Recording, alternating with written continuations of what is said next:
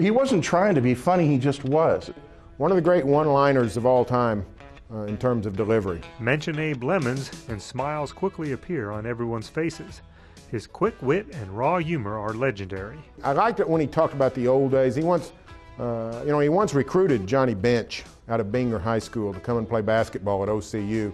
And Johnny, cast his lot with the Cincinnati Reds instead and went on to a pretty good baseball career. And Abe said, well, big boy, you missed it. If you'd have came with me, you'd be a high school principal by now. So, sometimes Abe would, throw it back on himself. His quick wit translated to fast-paced plays on the hardwood. He was before his time. He did things, went in directions that a lot of the coaches hadn't tried.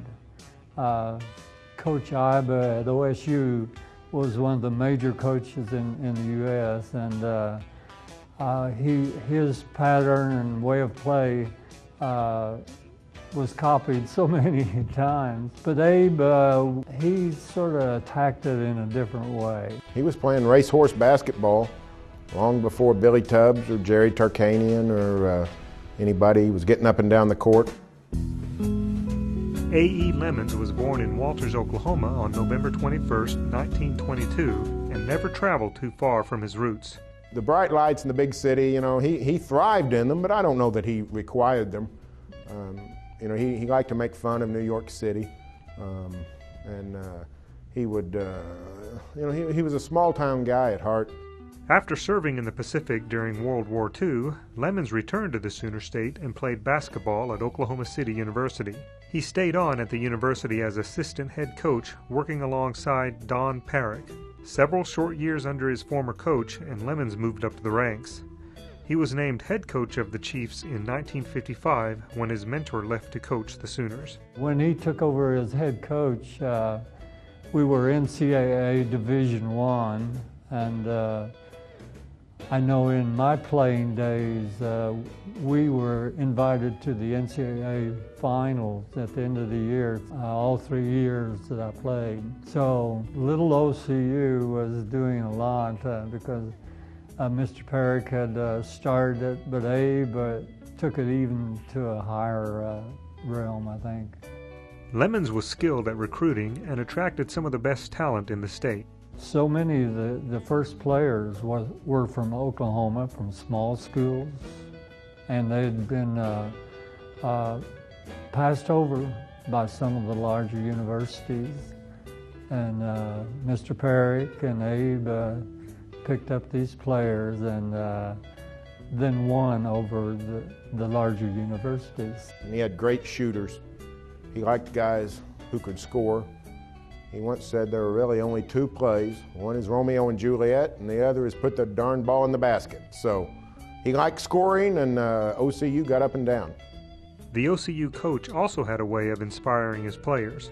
His relationships with the young people, helping them not only do basketball, but finishing their degrees and make sure that they were taking care of the classroom also. While at OCU, Lemons and his team would appear at the NCAA tournament 6 times. We did okay. We were ranked pretty good. I remember we played in my sophomore year, we got invited to the NCAA and went to Corvallis, Oregon. The team we were going to play was UCLA. Anyway, we'd lost 2 of our starters, and I remember Abe coming and telling me before the game, says, okay, you got to turn it loose at this game. Abe was saying, get the ball in the air and go after it, and we did. The team also made the trips to the NIT and won the All-College Tournament in 1965. Finally, Abe left Oklahoma City for Pan American University in Texas.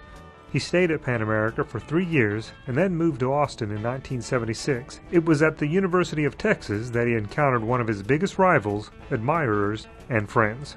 He and Eddie Sutton went at it pretty good. It was before one game, and Abe goes, hey, look, here's the deal. The guy, they're in Fayetteville, they're playing in Fayetteville, he goes, here's the deal. The guy who plays worse has to stay in Fayetteville for a week. We'll pay for your hotel. That's it, guys. So don't you be the guy who plays worse tonight, because if we lose this game, you're staying in Fayetteville.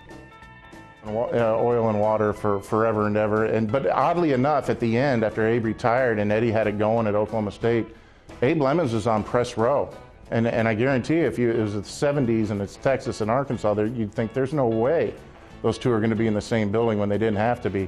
But Abe would frequently go up to Stillwater. I'm sure they all water under the bridge. But now Eddie Sutton is known for his coaching. Abe Lemons is known for his humor. And together, it ended up being a pretty good script. After 6 years with the Longhorns, Abe crossed the Red River once again. When he was coaching at the University of Texas and was going to leave there, I became the athletic director at OCU. And so we went down to Texas to talk to Abe, and said, Abe, won't you come home to Oklahoma City? He says, I think I might.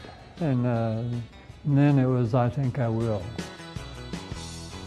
His second term at OCU ended in 1990 when he retired from coaching. Lemons ended his coaching career just shy of 600 wins. He once said he's pretty happy with $5.99 because people tend to like the guys who come up just a little bit short.